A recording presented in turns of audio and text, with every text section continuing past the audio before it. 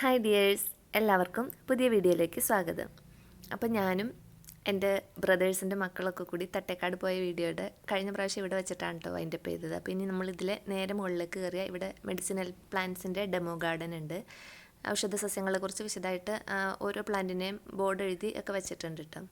പിന്നെ ഇവിടെ നിന്ന് നേരെ മുകളിലേക്ക് കയറുമ്പോൾ അവിടെ നമുക്ക് വിശ്രമിക്കാനുള്ള സ്ഥലങ്ങളും പിന്നെ പക്ഷികളെക്കുറിച്ച് വിശദമായിട്ടുള്ള എഴുതി വെച്ചിട്ടുള്ള പക്ഷി വിജ്ഞാന കേന്ദ്രമൊക്കെ ഉണ്ട്. അവിടെ വിശദമായിട്ട് നമുക്ക് പക്ഷികളുടെ പരിണാമങ്ങളെക്കുറിച്ചും കൂടുകളെക്കുറിച്ചും എല്ലാത്തിനെക്കുറിച്ചും അവിടെ എഴുതി വെച്ചിട്ടുണ്ട് കേട്ടോ. അപ്പോൾ ഒരു പക്ഷികളെക്കുറിച്ച് ഓർണിത്തോളജിയൊക്കെ പഠിക്കുന്നവർക്ക് നന്നായിട്ട് അവിടെ ചെന്നാൽ കാര്യങ്ങളൊക്കെ മനസ്സിലാവും.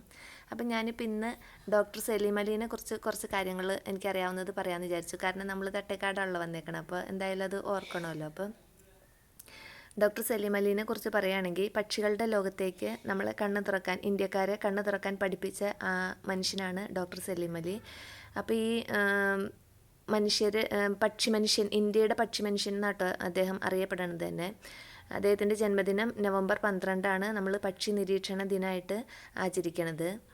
അപ്പോൾ ചെറുപ്പത്തിൽ ആൾക്ക് ഇങ്ങനെ ഒരു നായാട്ടുകാരനാവാനായിരുന്നു ആഗ്രഹം. അപ്പോൾ കുഞ്ഞായിരുന്നപ്പോൾ തൊട്ട് ഇങ്ങനെ നായാട്ടുകാരനാവാനാണ് ആഗ്രഹം. അദ്ദേഹം മുംബൈയിലാണ് കേട്ടോ അദ്ദേഹത്തിൻ്റെ നാട്. അപ്പോൾ അതുകൊണ്ട് അവിടെയൊക്കെ നായാട്ടുകാരനായിട്ട് നടക്കാൻ ഭയങ്കര ആഗ്രഹമായിരുന്നു. അപ്പോൾ അങ്ങനെ അമ്മാവൻ നൽകിയ ഒരു എയർ ഗണ്ണുമായിട്ട് ഇങ്ങനെ പക്ഷികളുടെ പിറകെ നടക്കലായിരുന്നു പുള്ളിക്കാരൻ്റെ ചെറുപ്പത്തിലെ ഹോബി.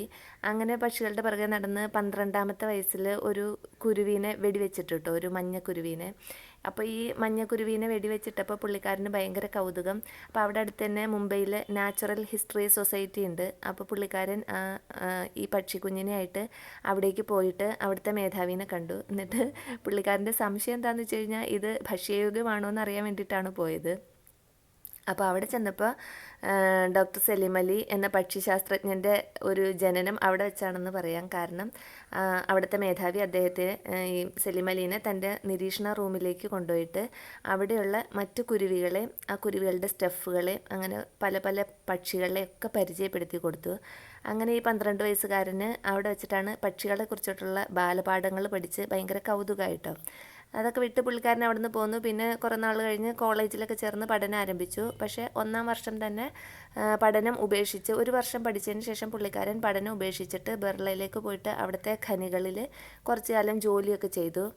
വീണ്ടും അതൊക്കെ മടുത്ത് വീണ്ടും ഇന്ത്യയിലേക്ക് തന്നെ തിരിച്ചു വന്നിട്ട് നമ്മുടെ മുംബൈയിൽ സെൻറ്റ് സേവിയേഴ്സ് കോളേജിലായിരുന്നു ആദ്യം ഡിഗ്രിക്ക് ചേർന്നത്. വീണ്ടും അവിടെ തന്നെ വന്ന് ജന്തുശാസ്ത്രം പഠിക്കാൻ തീരുമാനിച്ച് ജന്തുശാസ്ത്രം പഠിക്കാൻ ചേർന്നു. അത് പുള്ളിക്കാരൻ അവിടെ നിന്ന് നന്നായിട്ട് പഠിച്ചു. പിന്നെ ജോലിയിൽ കയറി പ്രിൻസ് ഓഫ് വെയിൽസ് മ്യൂസിയത്തിൽ ഗസ്റ്റ് ലെക്ചറായിട്ടൊക്കെ ജോലിക്ക് കയറുന്നു.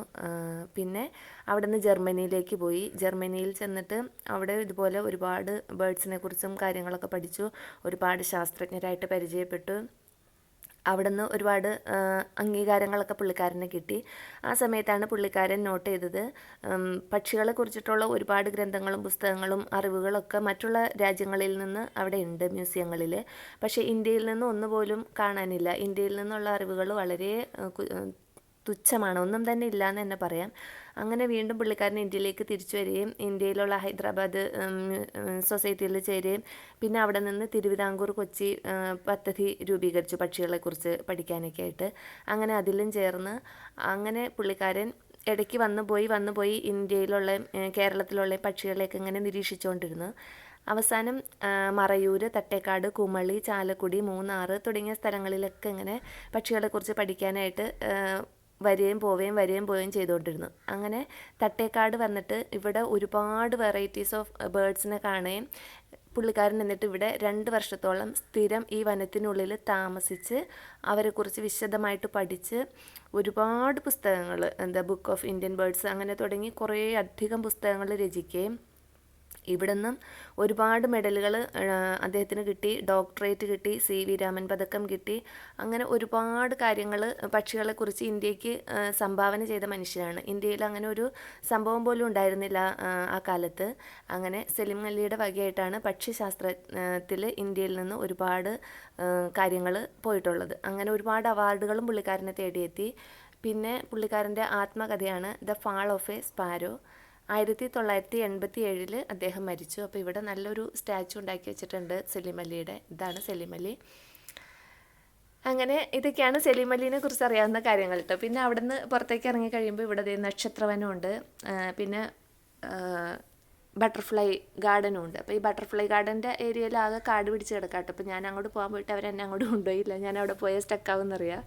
ഇത് നക്ഷത്രവനം എന്ന് പറയുന്ന സ്ഥലത്തേക്കാണ് പോണത്. അവിടെ എന്താ പ്രത്യേകത എന്ന് വെച്ച് കഴിഞ്ഞാൽ നമ്മുടെ ഓരോരുത്തരുടെ ഓരോ നക്ഷത്രം ഉണ്ടല്ലോ മനുഷ്യരുടെ, ആ നക്ഷത്രത്തിന് ചേരണ മരങ്ങളുണ്ട്. അപ്പോൾ അതിനെക്കുറിച്ചിട്ടുള്ള ഒരു ഗാർഡനാണ് അവിടെ.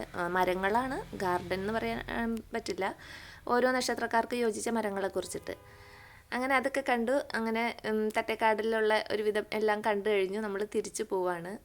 അപ്പോൾ ഇനി തിരിച്ചിറങ്ങുമ്പോൾ തന്നെ ഇവിടെ തന്നെ ഒരു മഹാവിഷ്ണു ക്ഷേത്രവും കൂടി ഉണ്ട് കേട്ടോ. അപ്പോൾ എൻ്റെ ഇന്നത്തെ വീഡിയോ ഇവിടെ വൈൻഡപ്പ് ചെയ്യാണ്. വീണ്ടും അടുത്ത വീഡിയോയുമായിട്ട് അടുത്ത ദിവസം വരെ.